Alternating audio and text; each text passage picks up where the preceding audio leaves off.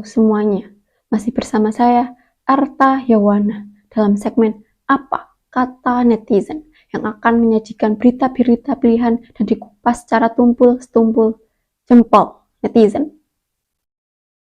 Dikutip dari Instagram Kumparan.com pada 16 Juni 2022. Eryani mengaku sebagai seorang pria untuk menikahi seorang wanita di Jambi.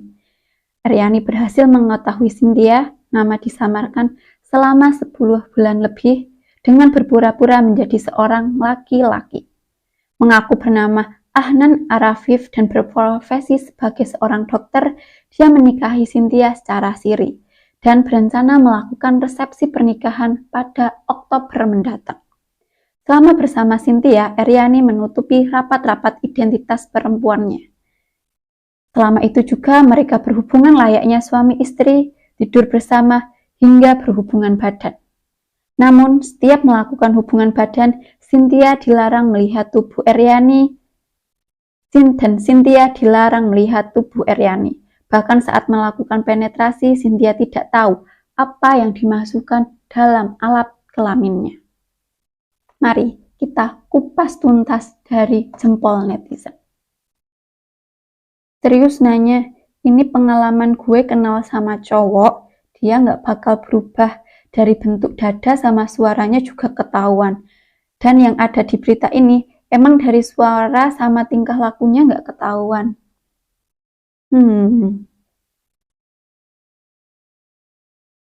Takutnya ada laki-laki lain yang masuk ke kamar untuk menggantikan tugas pelaku sebagai laki-laki. Kasian kan si korban. Takut. Mungkin selama 10 bulan itu mereka hanya bermain dokter dan pasien. Masih kelihatan kalau cewek kok, tuh cowoknya. Nah, ini fotonya. Gimana menurut kalian? Seperti cowok atau cewek? Kasian korbannya. Waduh, buat bangkit susah itu mah. Sebenarnya udah banyak banget cewek yang ketipu sama buci kayak gini. Mereka pinter banget ngeyakinin korban, meresahkan. Ternyata dari komentar netizen, kasus yang serupa, penipuan yang berkedok dengan menjadi seorang dokter itu sudah banyak terjadi. Entah menjadi dokter gadungan atau berpura-pura menjadi laki-laki. Kasian korbannya, bisa baca di Twitter dari sisi korban. Ada netizen yang share cuitan dari korban. Mari kita baca. Ini adalah cuitan dari korban. Nama akun Twitternya adalah Fashion Street Style. Langsung kita baca. Oke, kita mulai speak up setelah saya diam selama 2 bulan lebih menunggu sidang pertama atas kasus penipuan, pelecehan seksual, hampir dibunuh dan ditenggelamkan, pelecehan agama, pemalsuan identitas, pemalsuan gelar akademik. Ternyata pelaku ini bukan dokter kalau pemalsuan gelar akademik. Oke, nanti kita baca lagi di bawahnya. Pencemaran nama baik, dirugikan secara mental, psikis, dan material. Oke, ada kerugian material juga. Oke. Tolong bantu saya untuk mendapatkan keadilan dan pelaku dihukum seadil-adilnya. Mental dan nama baik saya sudah dirusak, karir saya dihancurkan, uang saya dikuras habis-habisan, kerugian hingga 300 juta lebih, sedangkan pihak pelaku dengan santainya seolah-olah tidak bersalah atas perbuatan zolimnya, dan pihak keluarga sama sekali tidak ada itikat baik untuk mengembalikan hak saya, malah asik berfoya-foya. Oke, berarti ini juga ada kerugian material. Saya di sini curiga apakah motif dari pelaku ini karena masalah ekonomi, karena masalah uang gitu. Kalau sebelumnya saya itu cuma berpikir motifnya adalah seorang perempuan yang suka dengan laki-laki karena asmara saja, sehingga dia berpura-pura, tapi ternyata ini dalam cuitan korban ada kerugian 300 juta. Apakah ini dilatar belakangi motif ekonomi? Oke, kita akan baca Cuitan selanjutnya. Tolong tahu diri sedikit. Anak kalian itu terlibat kasus hukum dan merugikan saya sebagai korban. Bahkan pasti ada korban lainnya. Saya harap bisa berhubungan dengan korban lainnya. Oke, korban ini percaya, meyakini bahwa ada korban lain selain dirinya. Supaya pelaku kejahatan kezoliman ini dihukum seberat-beratnya dan seadil-adilnya, tanpa ada oknum yang mencoba membantu dan tolong. Pihak wartawan kalau buat berita yang benar sedikit. Jangan asal nyomot berita buat viral tanpa memikirkan kondisi psikologi korban. Dengan keberanian dan tekad dari hati serta mental yang saya kuat-kuatkan di sini, saya speak masalah yang saya alami selama 10 tahun terjadi, mulai dari Juni 2021 sampai dengan 1 April 2022. Dengan semua rasa sakit, malu, kecewa, marah, dan ketakutan, saya akan bercerita kisah 10 bulan yang terjadi terhadap saya dan orang tua saya. Sebelumnya, saya ingin memohon maaf kepada teman-teman saya yang dirugikan atas nama saya, di mana nama saya dipakai pelaku untuk meminjam uang. Dengan dalil untuk biaya pengobatan orang tua saya yang sakit. Jujur, di sini saya sangat menderita karena di sini saya adalah korban dari tindak pencucian otak. Penipuan, pelecehan seksual, pencemaran nama baik, serta saya dan orang tua saya, serta korban malapraktek, pelaku mengaku sebagai dokter. Oh, ternyata benar. Pelaku ini bukan dokter, hanya mengaku sebagai dokter. Sebelumnya, tolong jangan judge saya dan memaki karena mental saya pun sudah sangat rusak. Namun, saya tetap harus berusaha untuk mendapatkan kembali hak-hak saya dan orang jahat itu dihukum seberat-beratnya. Dan saya berharap pihak berkewajiban pun menangkap semua sindikat penipuan pencucian otak ini.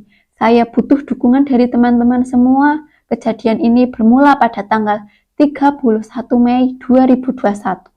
Saya yang membuka apps Tantan, saran dari teman berkenalan dengan seseorang yang mengaku bernama Petrus Gilbert Afarif, seorang mu'alaf yang hendak mencari pasangan hidup, istri. Dan dari sini ia mulai chat saya dan mengajak berkenalan. Setelah berkenalan selama 2 bulan, ia datang ke rumah saya di Jambi berniat untuk melamar saya. Tidak membawa identitas. Jadi mereka kenalan lewat aplikasi pencarian jodoh. Setelah itu si pelaku ini datang ke rumah korban, terus melamar korban tanpa membawa identitas apapun. Ini adalah profil dari pelaku di aplikasi jodoh. Namanya Rafif, 28 tahun. Oke, memakai jas dokter juga, jas putih. Terus dia yang chat duluan. Assalamualaikum gitu. Nah, obrolan mereka salah satunya ini. Boleh aku nazor? Nazor itu apa ya? Mungkin kalau ada yang tahu, boleh komen di bawah. Insya Allah boleh. Mungkin nazor itu ta'aruf nggak sih? Atau apa? Entahlah ya. Tapi aku mu'alaf nggak apa-apa. Terus dijawab, bisa sholat, bisa ngaji, bisa alhamdulillah. Afwan boleh minta nomor WA, tapi kalau kurang berkenan nggak apa-apa. Terus dia tanya, sejak kapan mu'alafnya ya? Sejak 2016. Boleh diceritakan? Aku masuk Islam dari tahun 2016. Itu salah satu chat perkenalan mereka lewat aplikasi Tantan. Oke, masuk ke Twitter selanjutnya. Dengan alasan hendak berganti nama menjadi Ahnan Arafif agar menghilangkan nama baptisnya.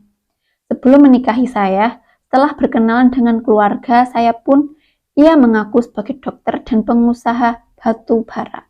Saya dan ibu saya dikenalkan dengan orang tua angkatnya yang bernama Syafni via video call. Ini korban posting lagi percakapannya. Si Rafif ini, iya betul harus seimbang gitu. Nah itu benar sekali.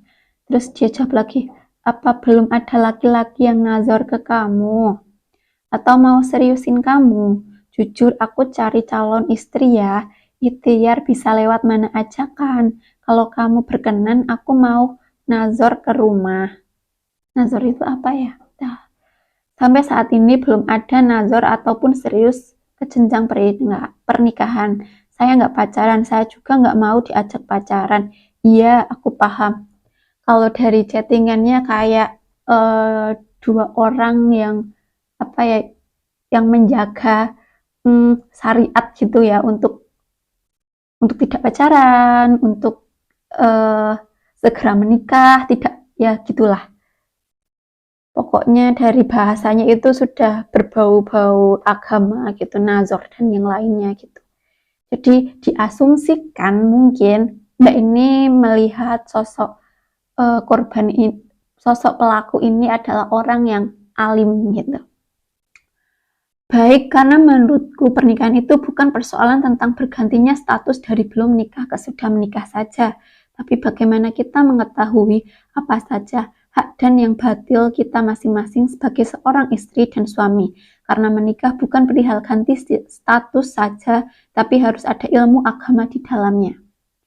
Terus dibalas sama mbaknya, percuma kalau duniawi dia punya semuanya tapi lupa ibadahnya. Jadi intinya antara dunia sama akhirat harus seimbang. Terus dibalas lagi. Jadi balasnya pelaku itu cukup panjang-panjang ya. Afwan, karena banyak orang yang hanya menginginkan pernikahan hanya sekedar ingin tapi lupa cara membangun dan mempertahankan sebuah hubungan di dalam keluarga kecil mereka. Bukan hanya membangun keluarga untuk di dunia, tapi juga menempuh istana untuk di surga. Oke, bahasanya kayak orang bener banget ya. Terus satu menjaga sholat, syukur-syukur bisa membimbing ke langkah lebih baik. 2, tanggung jawab pastinya. 3, anak pertama dari 2 bersaudara. Wow, spesifik sekali ya Mbak. Kalau aku simpulkan ini tuh kriteria calon suami idaman Mbaknya. Jadi dia spesifik sekali ingin mencari anak pertama dari 2 bersaudara. Terus lagi, pengennya pas 23, sekarang udah 27.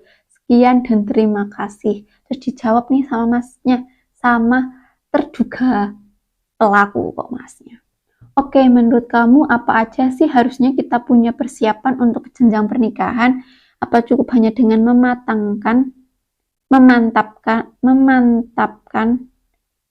apa cukup hanya dengan kemantapan dan pengetahuan duniawi? Terus dia balas, nggak cuma duniawi, akhirat juga harus sejalan gitu. Ya, kembali lagi kalau dari obrolan mereka itu ya kayak dua orang yang sama-sama taat beribadah religius seperti itu ya. Mungkin itu kenapa di awal-awal cuitan korban itu berkata bahwa menjual agama. Kemudian kita kembali ke cuitannya. Dan saat itu juga membahas masalah pernikahan dan menunggu kedatangan keluarga pesan Ahnan Arafif setelah 1 minggu di Jambi, ia pelaku pulang ke Lahat dengan alasan akan mengambil surat menyurat serta KTP dengan nama yang baru. Tanggal 4 Juli 2021 lalu, pada tanggal 5 Juli 2021, adiknya yang bernama Devtia Sari mengabari saya bahwa mamanya meninggal karena kena COVID setelah beberapa hari dirawat di ICU. Kemudian pelaku pun mengabari saya seperti demikian, begitu pula dengan tantenya si T.I. Yuliani menelepon saya dan keluarga mengabarkan hal duka tersebut. Jadi kedatangan mereka pun ditunda karena seharusnya pada tanggal 9 Juli 2021 akan ada acara lamaran. Posisi tenda pun juga sudah dipasang. Bahan-bahan untuk acara lamaran pun sudah dibeli dengan uang ibu saya sendiri. 3 hari setelah kabar duka tersebut, pelaku datang kembali ke Jambi tanpa membawa identitas dengan alasan belum jadi. Sampai akhirnya tanggal 18 Juli 2021, saya pagi hari disarankan oleh om dan bibi saya untuk menikah secara agama saja dahulu untuk meminta pelaku tersebut juga. Spontan saya kaget, namun dikatakan bahwa tidak apa-apa menikah siri dulu sambil menunggu surat identitas. Gitu. Jadi emang si pelaku ini berniat untuk menikahi korban, cuman ada beberapa halangan gitu. Yang pertama mulai dari ibu korban yang meninggal karena COVID-19, akhirnya kedatangan itu ditunda, kemudian surat-surat yang belum jadi. Namun pihak keluarga dari korban itu, yaitu om dan tantenya, menyarankan untuk menikah siri dulu gitu. Oke, kita lanjut ke cuitannya. Dan dikatakan oleh om bibi saya bahwa di daerah saya tinggal sebelumnya juga ada yang menikah siri dulu baru lanjut ke KUA. Hari itu juga saya meminta izin kepada ibu saya pada waktu sore hendak maghrib. Spontan ibu saya kaget dan kondisinya saat itu memang sedang sakit sehingga tidak bisa mendampingi saya. Sedangkan ayah saya memang sudah sakit stroke. Pada malam itu, tanggal 18 Juli 2021 pukul 8, terjadilah pernikahan dengan saksi dari pihak keluarga ayah saya saja serta wali hakim dan saksi imam. Sedangkan dari pihak pelaku hanya video call sebelum pernikahan itu dimulai. Ini foto ketika pernikahan itu. Dari sinilah aksi-aksinya mulai dilakukan. Dan saat didukung oleh pihak keluarga, bahkan ia benar-benar laki-laki berprofesi sebagai dokter spesialis bedah saraf serta pengusaha batubara dengan menyebut PT Bomba Group serta perusahaan yang bernama seperti PT BAU dan PT PAMA. Selama ini saya dicuci otak sehingga tidak sadar bahwa ternyata saya ditipu. Pelaku selalu meminta uang dengan alasan untuk pengobatan ayah saya.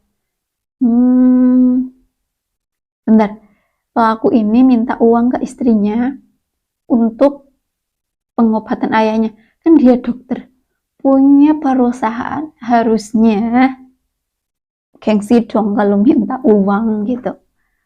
Tapi ya, itu pelaku merasa bahwa otaknya telah dicuci gitu.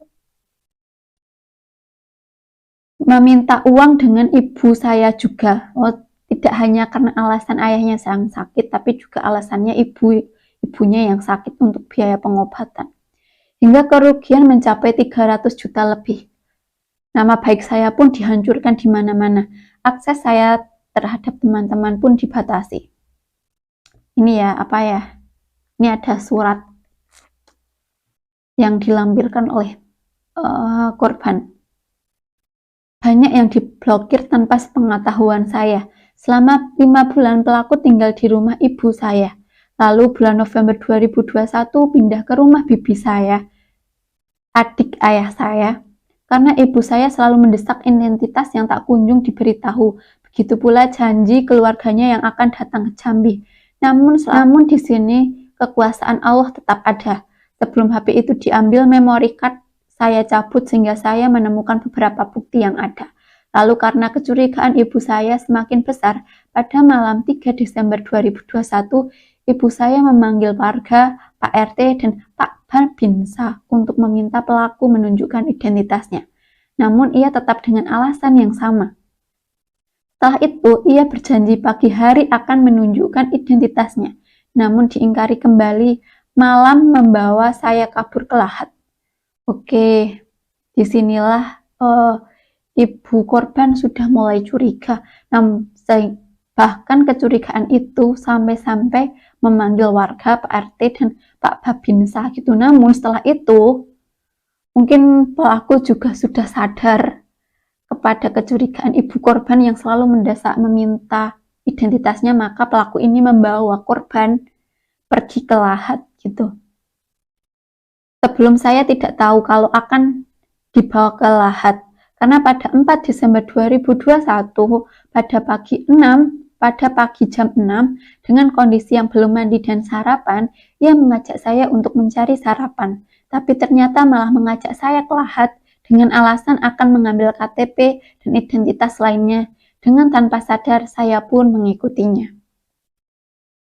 Setelah sampai di Lahat, saya tinggal di rumah ibu angkatnya yang bernama Syafni dan Suharto Malik, serta diperkenalkan dengan adiknya Elviansyah, serta Murni tantenya, dan mamanya Suryani. Pada saat itu saya kaget karena kenapa mamanya masih hidup, sedangkan sebelumnya keluarganya dan ia pelaku bilang bahwa sudah meninggal. Sampai sudah di 40 hari di rumah saya, ibu saya dengan mengundang banyak warga untuk yasinan 40 hari. Pada saat itu saya mulai dikurung di dalam kamar selama sebulan di rumah Syafni tanpa boleh berinteraksi dengan keluarganya dan di lingkungan sekitar. Oke, di sini korban ini sudah kaget, belum curiga, cuman kaget lah. Kok ibunya masih hidup, bukannya sudah meninggal gitu karena COVID-19. Bahkan sudah diyasini 40 hari gitu, tapi ternyata masih hidup. Nah, di sini secara pribadi saya juga curiga gitu. Nama ayahnya adalah Suharto Malik. Nama Malik itu kan biasanya nama orang-orang Islam gitu, sedangkan pelaku ini tuh mengaku sebagai mu'alaf gitu. Apakah satu keluarga mu'alaf bareng-bareng? Entahlah. Oke. Apakah akan ada jawabannya di kolom komentar? Kita lihat. Bukti sampai bongkar pasang tenda. Oh, ini adalah foto ketika tenda 40 harian itu.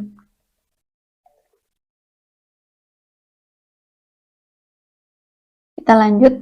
Selama bulan Desember saya dikurung di rumah Syafni dan tidak boleh menghubungi ibu saya. Selama Desember 2021, saya diajak beberapa kali ke air terjun di Polosong Dusun Lahat tanpa ada sinyal.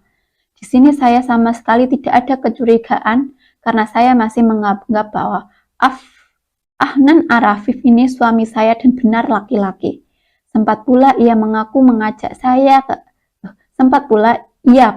mengajak saya ke air terjun tersebut dengan Suharto Malik, berarti ayahnya pelaku, dan Randy Wijaya, teman pelaku. Air terjun tersebut pun dekat dengan aliran sungai Lematang dan saya disuruh mandi di air terjun tersebut. Sekarang saya baru sadar bahwa pelaku hendak menghilangkan nyawa saya. Lalu pada tanggal 1 Januari 2022, pelaku menyuruh saya mandi di aliran sungai Lematang. Pada saat itu saya menurut saja. Lagi-lagi Allah masih melindungi saya. Waktu itu saya mendengar pelaku mendapat telepon untuk menyuruh saya maju ke aliran sungai yang lebih dalam. Saya tidak bisa berenang.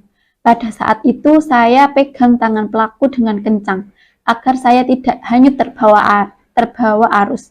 Jujur saya ada bukti video namun tidak bisa diupload di sini. Setelah itu saya dikurung selama 4 bulan di rumah temannya tanpa boleh berinteraksi dengan lingkungan sekitar. Dikurung 4 bulan. Pelaku terus menguras uang yang saya punya, sampai-sampai ke deposito pun dipaksa dicairkan. Buku rekening asli saya ditinggal di rumah, namun saya disuruh buat surat kehilangan di Polres Talahat. Oke, di sini saya benar-benar dibodohi dan dicuci otak. Nah, ini adalah foto aliran sungainya. Ini ketika pelaku, temannya pelaku, ayah dan pelaku, entah ini yang mana ya yang pelakunya. Jadi penipuan memang yang dikatakan korban di sebelumnya itu masuk semua sih. Bukti tambahan tanggal 6 Oktober 2021 bahwa pelaku didukung oleh keluarganya. Ini adalah chat. Akan saya bacakan chattingan tersebut.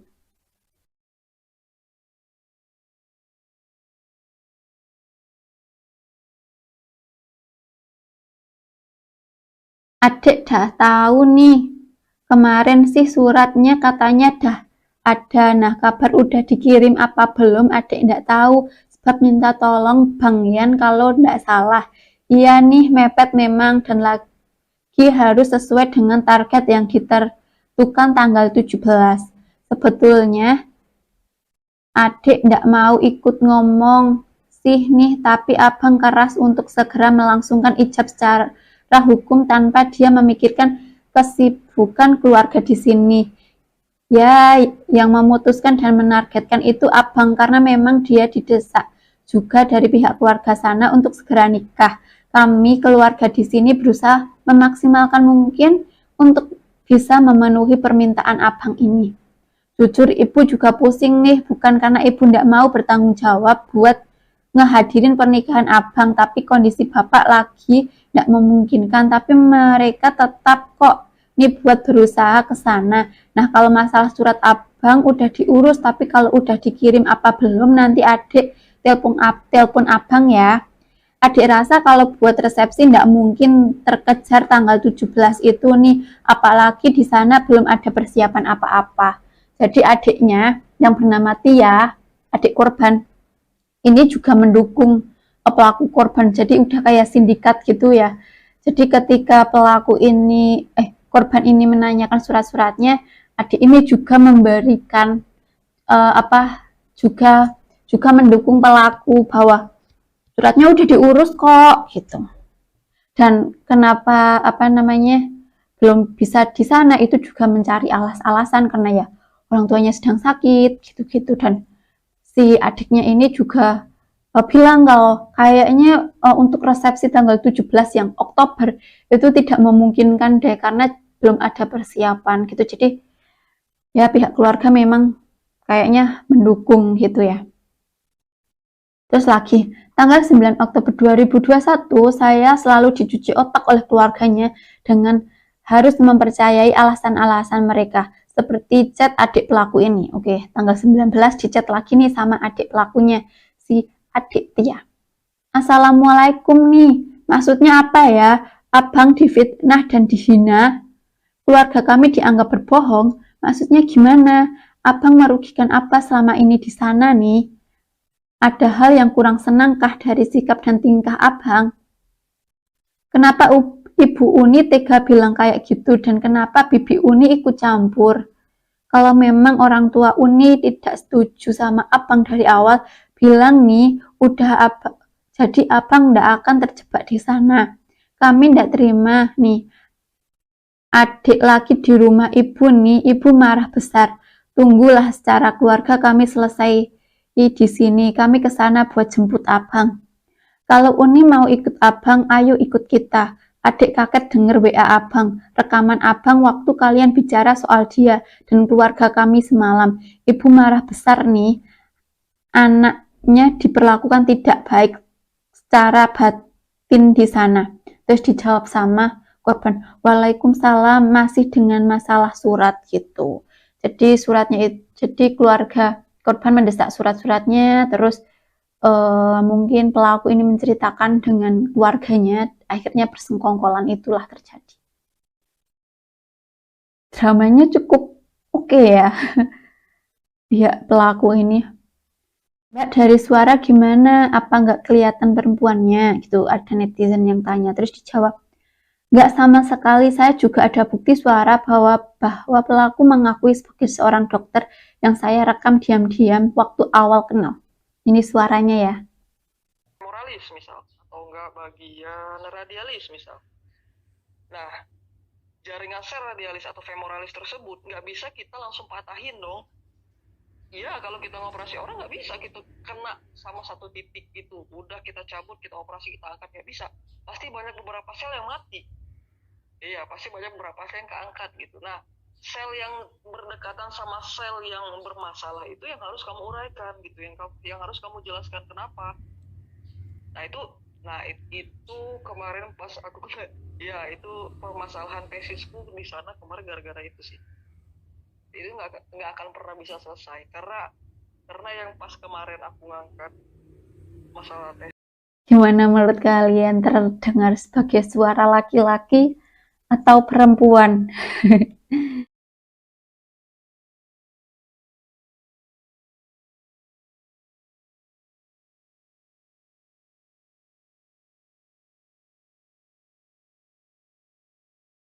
Sekian berita untuk hari ini. Apabila ada salah, saya mohon dimaafkan, karena tidak ada manusia yang luput dari salah. Kembali kami ingatkan untuk tetap patuhi protokol kesehatan dan protokol kewarasan dengan bijak memilih berita di tengah wabah hoax yang semakin merajalela. karena mungkin saya adalah salah satu dari korban hoax. Waspadalah, waspadalah. Saya akhiri, dadah.